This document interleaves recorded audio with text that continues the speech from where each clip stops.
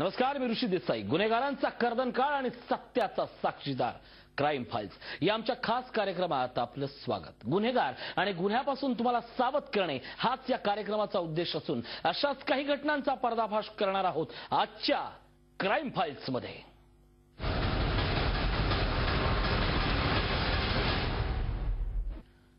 प्रवासी असल्याचा बहाणा करून खासगी टॅक्सी चोरणाऱ्या टोळीचा मुंबई पोलिसांनी पर्दाफाश केलाय. वाहनं पळवण्यासाठी या टोळीनं नामी शक्कल लढवली होती, मात्र ते जास्त काळ पोलिसांना गुंगारा देऊ शकले नाहीत आणि तिथंच फसले. मायानगरी मुंबई, लोकलच्या रुळावर धावणारं शहर, सतत जागणारं शहर.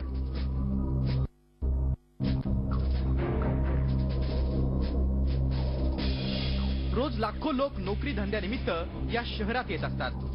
कुणी लोकल ट्रेननं, कुणी बसनं, तर कोणी टॅक्सीनं, तर कुणी स्वतःच्या वाहनानं प्रवास करतो. खासगी टॅक्सीनं ये जा करणाराही मोठा वर्ग मुंबई शहरात आहे. आज एका फोन कॉलवर तुमच्या दारात टॅक्सी येते. मुंबई शहरात टॅक्सी सेवा पुरवणाऱ्या अनेक कंपन्या आहेत. मात्र गेल्या महिन्यात अशा काही घटना घडल्या की ज्यामुळे खासगी टॅक्सी कंपन्यांची झोप उडाली होती.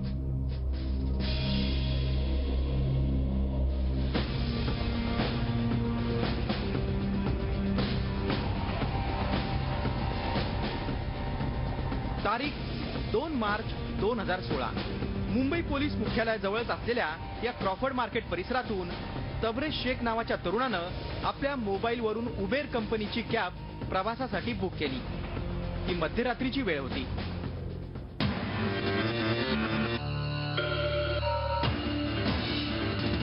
त्यानंतर काही वेळातच कॅब घेऊन ड्रायव्हर तिथं आला. तबरेज आपले 2 साथीदार फरहान आणि इम्रान यांच्यासोबत कॅबमध्ये बसले आणि त्यांनी ड्रायव्हरला कॅब नवी मुंबईतील नेरूळकडे घेऊन जाण्यास सांगितली.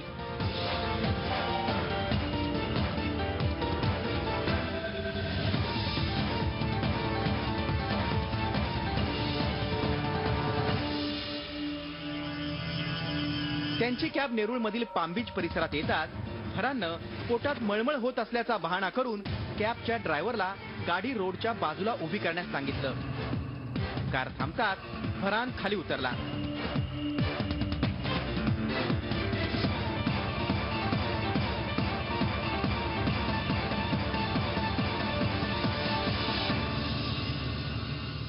त्याने उलटी आल्याचं नाटक केलं. मला म्हणाला उलटी येते, 2 मिनिटं थांबा म्हणून त्याने दरवाजा उघडला आणि बाहेर तोंड घातलं. मला वाटलं उलटी करण्यासाठी त्याने बाहेर तोंड घातलं काय, पण त्याने ऍक्च्युली बाहेरचा मागोवा घेतलेला, पाठीपुढे कोण गाडी वगैरे आहेत की नाही. तबरेज आणि त्याच्या साथीदारांची गाडी चोरण्याची पद्धत, ड्रायव्हरला हातबल करण्याची ट्रिक, चोरलेली कॅब नेऊन विकण्याची मोडस, हे सर्व पाहून मुंबई क्राईम ब्रांचच्या अधिकाऱ्यांची डोकी देखील चक्रावली होती. कॅब चोरीला गेल्याची तक्रार मुंबईत दाखल करण्यात आली. या प्रकरणाचा तपास मुंबई क्राईम ब्रँच युनिट 2 कडे सोपवण्यात आला होता. या चोरीचा शोध लावण्यासाठी क्राईम ब्रँचच्या अधिकाऱ्यांनी आपल्या खबऱ्यांना कामाला लावलं आणि पुढच्या 2 दिवसात पोलीस निरीक्षक संतोष कदम यांना त्यांच्या खबऱ्यानं अत्यंत महत्वाची माहिती दिली. त्या माहितीवरून पोलिसांनी आरोपींना जेरबंद करण्यासाठी सापळा रचला. आरोपी संजय सिंग, इम्रान अन्सारी, तबरेज शेख आणि आसिफ सिद्दीकी हे त्यांच्या जाळ्यात अडकले. टोयोटा इतिहास कंपनीची कॅब जबरी चोरी करून नेल्याबाबत पायधुनी पोलीस स्टेशनला गुन्हा दाखल झाला होता. तर या गुन्ह्यामध्ये आपण लक्ष द्यायला सुरुवात केली आणि सर्व अशा पद्धतीच्या गुन्ह्यांचा अभ्यास करून युनिट 2च्या अधिकाऱ्यांनी, विशेष करून API संतोष कदम आणि भास्कर कदम यांनी मेहनत घेऊन, त्यांच्याबरोबरच्या अंमलदारांनी मेहनत घेऊन बऱ्याच गोष्टी याच्यामध्ये वेगळ्या वेगळ्या शोधून काढल्या. ही जी टोळी आहे ही साकीनाका जंक्शन मधल्या पेट्रोल पंपाजवळ, HP पेट्रोल पंपाजवळ येणार आहे अशाच पद्धतीचा एक गुन्हा करायला. तर ही माहिती मिळाल्यानंतर युनिट 2नी सापळा रचून 4 माणसांना ताब्यात घेतलेलं आहे. मुंबई क्राईम ब्रँचच्या टीमनं तबरेज आणि त्याच्या साथीदारांच्या मुसक्या आवळल्यानंतर अशा प्रकारे झालेल्या कॅब चोरीच्या अन्य गुन्ह्यांची उकल होण्याची शक्यता पोलिसांनी वर्तवली आहे. मोठ्या चलाखीनं हे आरोपी वाहनं लंपास करायचे. त्यांना शोधण्याचं आव्हान पोलिसांसमोर होतं. मात्र पोलिसांनी आरोपीच्या गुन्हे करण्याच्या पद्धतीचा अभ्यास केला आणि मग या गुन्ह्याचा उलगडा होण्यास वेळ लागला नाही. तरबेज आणि त्याच्या साथीदारांनी वाहनं चोरण्यासाठी एक अनोखी शक्कल शोधून काढली होती. ही चौकडी रात्रभर मुंबईत फिरून नवीन खासगी टॅक्सी कुठे उभी आहे का याचा शोध घेत असे. एकदा नवी कोरी टॅक्सी त्यांच्या नजरेस पडली की ते पुढची चाल खेळायचे. समोर दिसत असलेल्या कोऱ्या टॅक्सीच्या कंपनीला मोबाईलवरून संपर्क करून टॅक्सी बुक करायचे. कॅब कंपनी तिथं असलेल्या आपल्या टॅक्सी ड्रायव्हरला तरबेजशी संपर्क करण्याची सूचना देत असे. अशा प्रकारे आपल्याला हवी असलेली नवी कोरी टॅक्सी या चौकडीला मिळत असे. हे कॅब चोर नवीन गाडी चोरताना नवीन मोबाईलचा वापर करायचे, कारण का जुन्या मोबाईलचा वापर केला असता तर त्याच्या IMEI नंबरवरून मुंबई पोलीस यांच्यापर्यंत पोहोचून त्यांना जेरबंद केलं असतं. त्यांनी ही युक्ती लढवली, त्यावरूनच हे कॅब चोर किती अट्टल गुन्हेगार आहेत हे स्पष्ट होतं. या कॅब चोरांची चोरी करण्याची पद्धत अनोखी होती, त्यामुळे ते सहज गाडी चोरून पसार होत असे. कॅब बुक करण्याची जबाबदारी तरबेजची होती, तर फरहान आणि इम्रान हे त्याच्यासोबत प्रवास करायचे. गाडी बुक केल्यानंतर ते गाडी 2 ठिकाणी घेऊन जात असत. ती 2 ठिकाणं म्हणजे ठाण्यातील घोडबंदर रोड आणि नवी मुंबईतील पाम बीच रोड.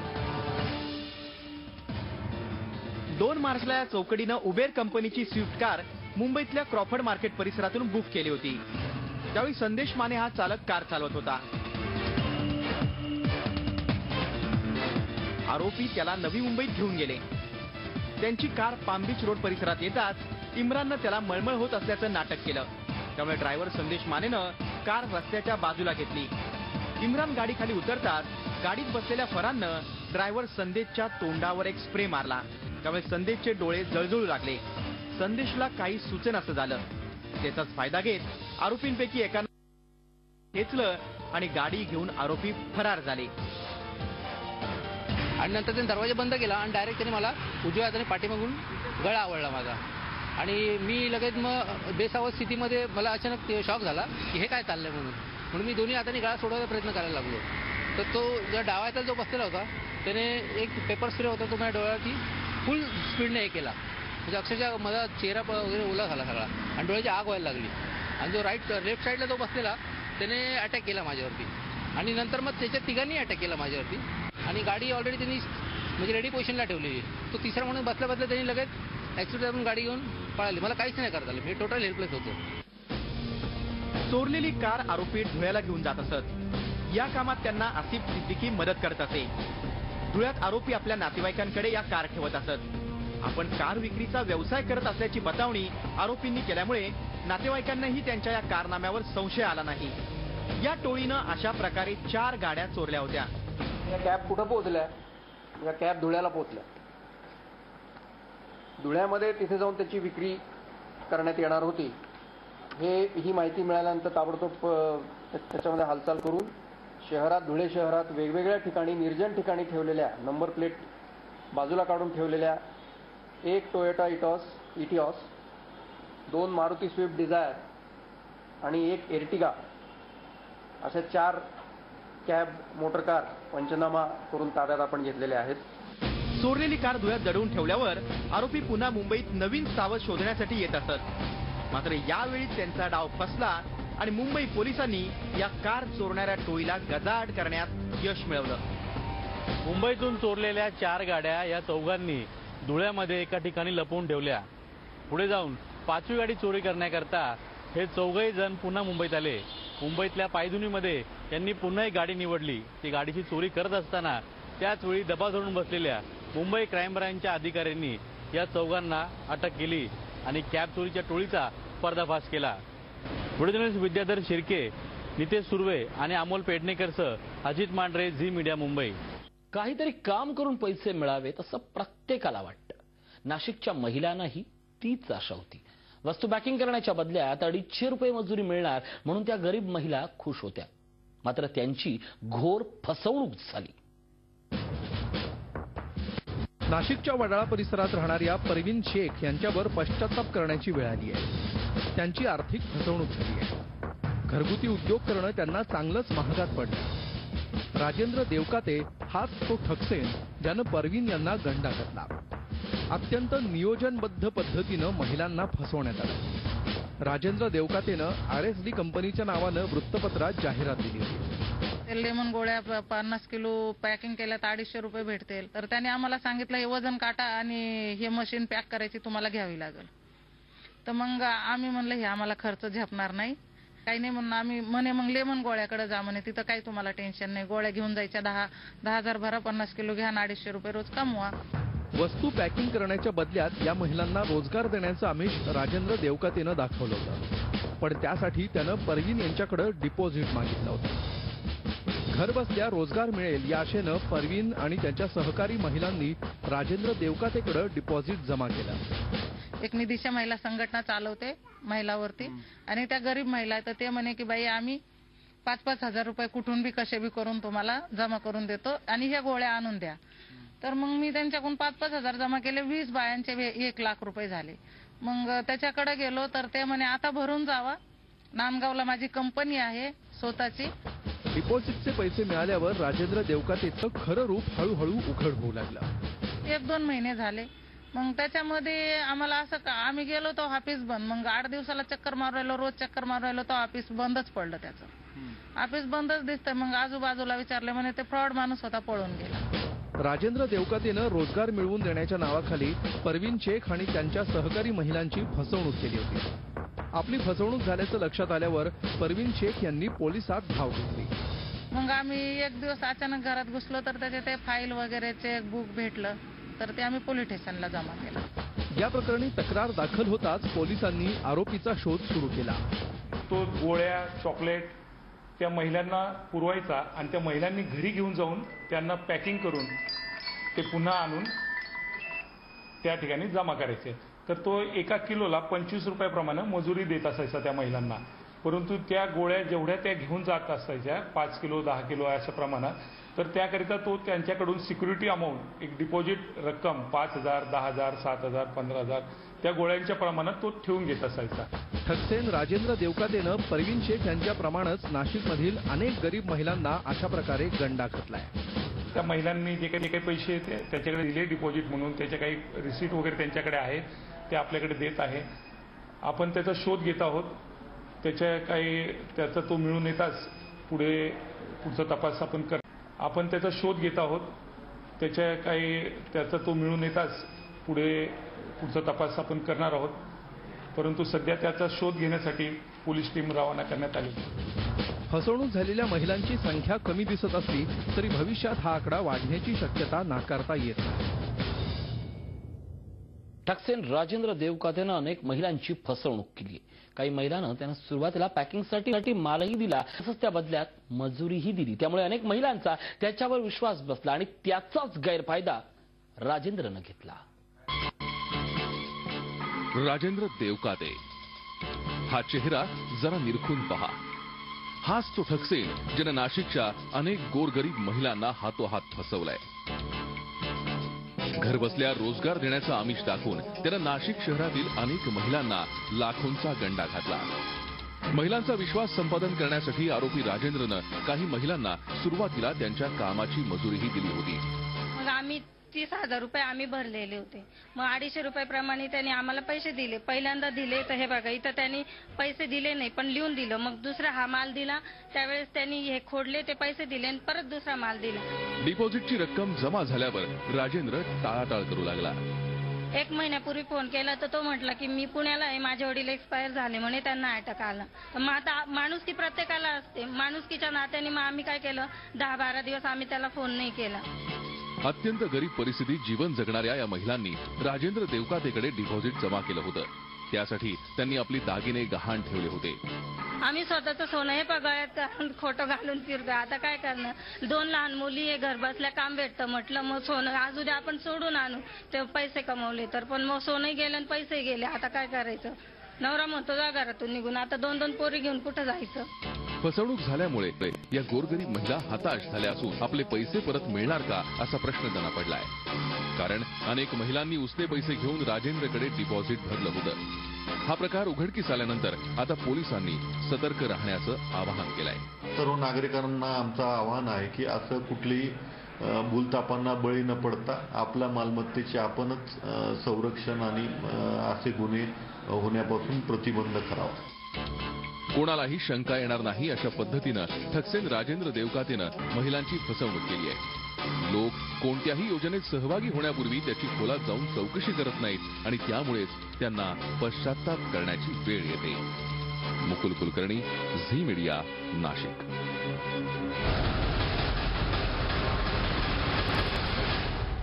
देशात आजही अंमली पदार्थाची तस्करी चोरी छुपे केली जाते. पोलीस या तस्करांना जेरबंद करण्याचा प्रयत्न करत असतात. मात्र या धंद्यात हजारपट नफा असल्यामुळे तस्करीला रोखणं पोलिसांना शक्य होत नाही.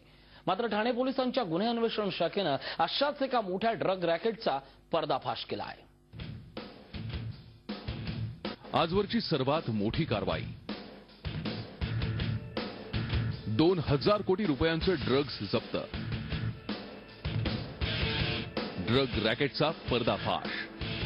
ठाणे पोलिसांच्या गुन्हे अन्वेषण शाखा 3च्या पथकानं राज्यात कार्यरत असलेलं एक मोठं ड्रग रॅकेट उघडकीस आणलंय. खरं तर हे रॅकेट एवढं मोठं असेल याची सुरुवातीला ठाणे पोलिसांना कल्पना नव्हती.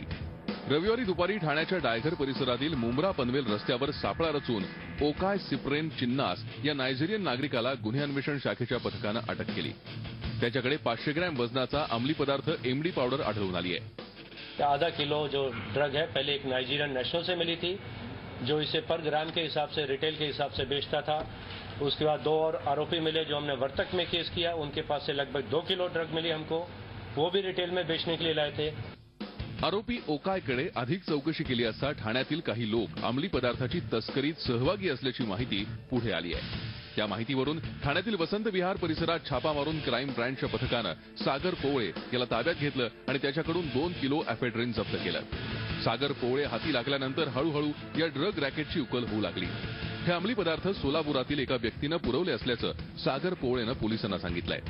या रॅकेटची पाळमुळं इतर जिल्ह्यात असल्याचं पोलिसांच्या लक्षात आल्यावर गुन्हे शाखेच्या पथकानं सोलापूर जिल्ह्यातील मोहोळ परिसरातून धनेश्वर स्वामी या व्यक्तीला ताब्यात घेतलं. धनेश्वरच्या चौकशीत एक धक्कादायक माहिती पोलिसांना मिळाली. त्यानं तब्बल 18.5 टन एफेड्रिनचा साठा करून ठेवला होता. 18.5 टन हमको ड्रग मिली है. उसमें लगभग 10 टन ड्रग तो वो फैक्ट्री में ही पीछे छुपा चुके थे और अपने किसी भी रिटर्न में किसी भी डिपार्टमेंट को डिक्लेयर नहीं करते थे. वो पूरा ही ड्रग बाहर रखा गया था. पोलिसांनी हा अंमली पदार्थांचा साठा जप्त केला. आंतरराष्ट्रीय बाजारात या अंमली पदार्थांची किंमत जवळपास 2000 कोटी रुपयांच्या घरात असल्याची माहिती पोलिसांनी दिली आहे. नायजेरियन नागरिकांच्या माहितीनुसार पोलिसांनी आणखी 4 अटक केली. त्यानंतर 35 एकर जागेवर उभ्या असलेल्या सोलापूरच्या एका कंपनीमध्ये धाड टाकत जवळपास 2000 कोटीचे ड्रग्ज जप्त केले. पोलिसांनी आतापर्यंत केलेल्या कारवाईत केवळ छोटे मासे पोलिसांच्या हाती लागले होते. या रॅकेटचे खरे सूत्रधार कोणी वेगळाच असल्याचं पुढच्या तपासात उघड झालं. जय मुखी, पुनीत श्रृंगारी आणि किशोर सिंह राठोड हेच ते 3 चेहरे जे या हजारो कोटी रुपयांच्या अंमली पदार्थाच्या रॅकेटचे मुख्य सूत्रधार आहेत. विशेष म्हणजे किशोर सिंह राठोड हा गुजरात काँग्रेसचा माजी आमदाराचा मुलगा असून हे 3ही आरोपी फरार आहेत. पुनीत और किशोर राठौड़ एक दूसरे के साथी हैं, क्लोज एसोसिएट हैं, इकट्ठे विदेश में ट्रैवल करते थे. गुजरात पुलिस की ऐसी इन्फॉर्मेशन है कि दोनों मिलजुल के ड्रग गुजरात पहुंचाने का काम कर रहे थे. ऐसी जानकारी हमको भी है. जयमुखी, पुनीत श्रृंगारी आणि किशोर सिंह राठोड हे तिघे परदेशात पळून जाण्याची शक्यता लक्षात घेता पोलिसांनी त्यांच्या विरोधात लुकआउट नोटीस जारी केली आहे. या तिघांनी वर्षभरात जवळपास 30 वेळा परदेशवारी केल्याचं निष्पन्न झालंय. विशेषतः नायजेरिया आणि आफ्रिका या देशात हे वारंवार गेल्याचं पुढे आलंय. सोलापुरातील कंपनीत हे आरोपी ड्रग्ज तयार करून त्याची चोरी छुपे विक्री करत होते. कॉलेज युवक हे या रॅकेटचे मुख्य टार्गेट असावं असा पोलिसांना संशय आहे. ठाणे पोलिसांच्या क्राईम ब्रँच युनिट 3च्या पथकानं एका मोठ्या ड्रग्ज रॅकेटचा पर्दाफाश करून अंमली पदार्थांची तस्करी करणाऱ्यांना मोठा दणका दिला आहे. या प्रकरणाच्या तपासात आणखी काही धक्कादायक खुलासे होण्याची शक्यता पोलिसांनी वर्तवली आहे. कपिल राऊत, झी मीडिया, ठाणे. खरं तर तुमच्या नजरेसमोरची घटना पण तुमच्या सोबत घडू नये यासाठीची क्राईम फाईल्स. इथंच थांबतोय. पाहत राहा झी 24 तास. रहा एक पाऊल पुढे. झी 24 तास. रहा एक पाऊल पुढे.